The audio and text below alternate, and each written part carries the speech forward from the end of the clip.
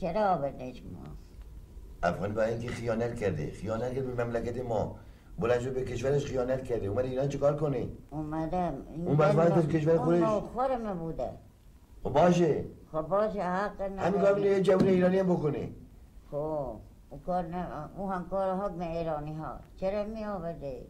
چه گناه کرده بود؟ گناه کرده که بیخود کرده اومده ایران. اومده ایران چیکار کنه؟ باز تو ثابت بکنی که آورده یا نه. اومده دیگه بیای همه میایم و همه ما دستگیر میکنیم، هر کس بیای ما دستگیرش میکنیم. دستگیر به قانون رو دستگیر میکنیم. بی قانونه ما بی قانون نکردیم. چرا بی قانون؟ برو بهش بی قانون میکنی. بلند شو. نمیدونم چی کاره ای که بلند شو؟ خجالتم کشید بچه. من مأمور قانونم. باشه. دستا بگیرم پرتت میکنم بیرون. خوردی یا نو؟